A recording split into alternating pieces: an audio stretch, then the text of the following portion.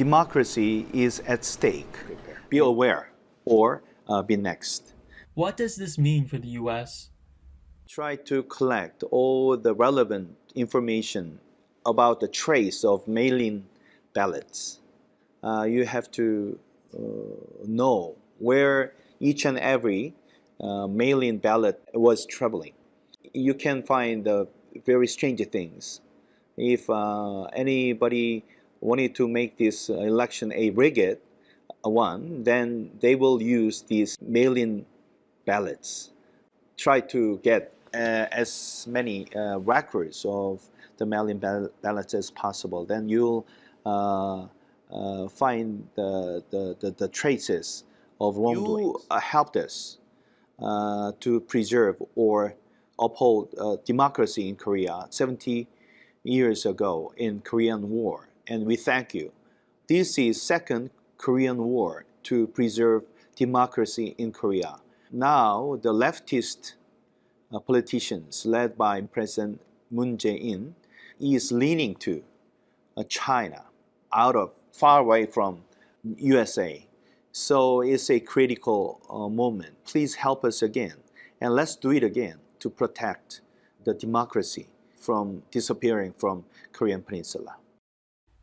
The scandal. April 15th, 2020, South Korea, election night. For the incumbent representative, Min Kyung-Wook, a win is within his grasp. Not only did all polls before the election show him leading by margins varying from 0 to 8%, but tallied votes so far tonight, a 3,000 count lead, are shaping up to confirm just that. Min is rerunning for his current seat in the House of Representatives to represent Yeongsu-gu, a district in the city of Incheon that's next to South Korea's capital of Seoul. Along with his incumbency, the fact that the district has elected conservative representatives for the past 2 decades means that his re-election was essentially already in the bag. And as the night drew to a close, the last piece remained: the early votes conducted days just prior, between April 11th and the 12th. For Min, it was safe to assume that these early votes wouldn't follow a pattern much different from the poll predictions. But when morning arrived, just the opposite had happened.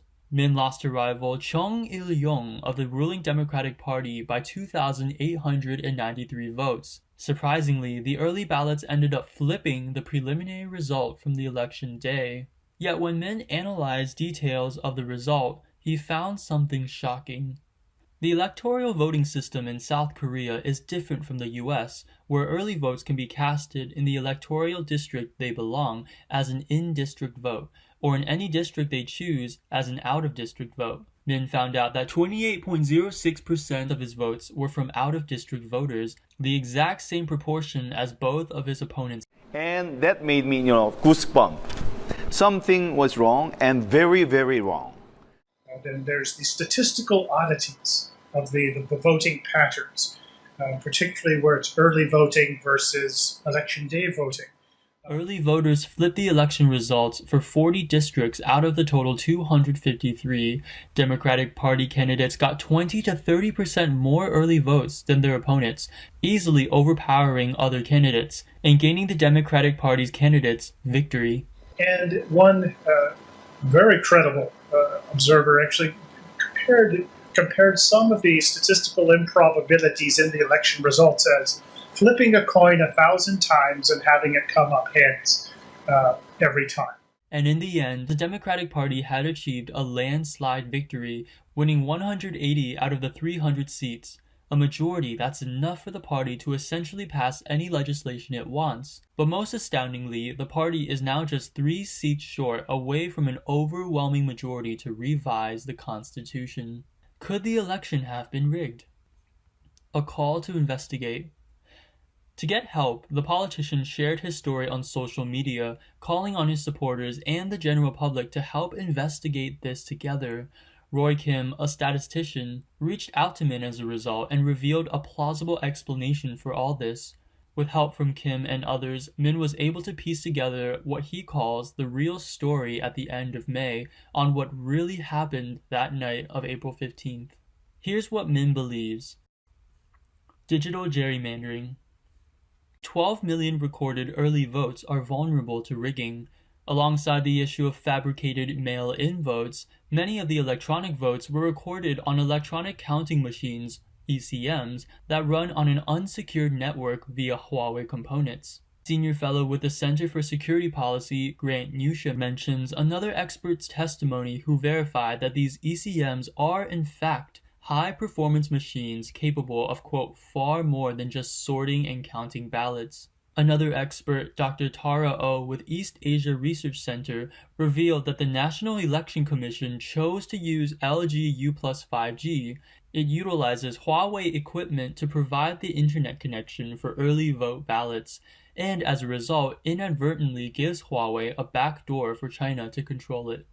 Min believes that an algorithm was developed to determine the number of early votes needed to flip the election results, given the election day in-person vote counts. Then, votes from districts where the DB candidates were already winning, therefore with additional votes to spare, are rerouted to districts where DP votes were needed. As such, Roy Kim called this new model digital gerrymandering. It normally takes about 3 months for the court to finish the cases and recount the votes. However, the court has not even set the first date for hearing arguments for recount this time. Papers with QR codes are against the election law, and China has many patents related to this technology, which makes it possible for them to manipulate the election. More votes were cast than actual number of voters. And in some cases, it took just a minute for 33 people to vote, which means a voter finished voting in 1.8 seconds. For your information, it takes 19 seconds to just print the ballot paper. This means that votes were cast electronically through the Huawei network, not by humans. A possible CCP accomplice. And I am completely sure that behind all the fraud that happened in the April 15th election in South Korea, that the Chinese Communist Party is behind this. So as I believe that hackers were behind in making or manipulating the program that was used in the election, these hackers, cyber criminals, they love to leave Easter eggs with digital fingerprints. And there was somebody in South Korea that actually found the digital fingerprint or Easter egg left behind by these, what I assume are Chinese hackers. And that Easter egg is the slogan of the CCP, follow the party. Follow the party. So the evidence pointing to the CCP's involvement in this, we have evidence of that also. And the biggest evidence is that the gentleman by the name of Yang Jung-chul, who was the director of the Democratic Party of Korea, founded and led Democracy Research Institute.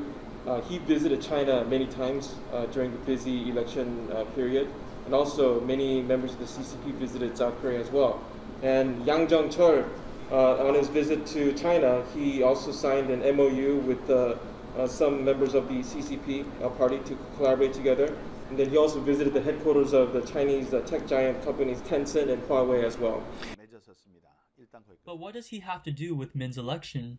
Well, fast forward to April 16th, the day just after the Democratic Party's landslide victory. Strangely, President Yang Jung-chul suddenly resigned that same day from his role as election strategist. In a report by Korean media Money Today, President Yang, who has also led the official think tank of the Democratic Party known as the Democratic Research Institute, admitted he was, quote, terrified and afraid precisely because of the Democratic Party's enormous outcome. And when asked further, he only answered with his wish to, quote, return to the backwaters, where he'll, quote, stay quietly to wait for a sunset. In terms of what he was directly referring to, it's unclear. We investigated the shipment of 2.7 mail-in ballots and found that 1.1 million of them had issues. This accounts for 40% of the total mail-in votes. We found more unusual ballot paper activity in the Seoul, Gyeonggi, and Incheon areas. These three regions are Korea's key swing states, like Iowa, Ohio, and Wisconsin in the United States. Mail-in ballot papers were found in the junkyard's dumping ground. A discarded hard drive was found near the area, and some 18,000 fake passports were stored in it. In Korea, the only place that needs this many fake passports is China.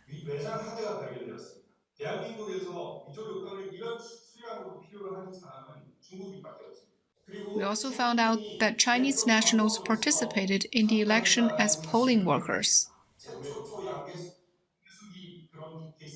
Just go down the list of evidence, information, and you've got 25 candidates who filed suit. You've got upwards of maybe a total of 140-ish of serious charges brought against of wrongdoing. This ranges from electronic manipulation, ballot counting machines, servers, use of QR codes.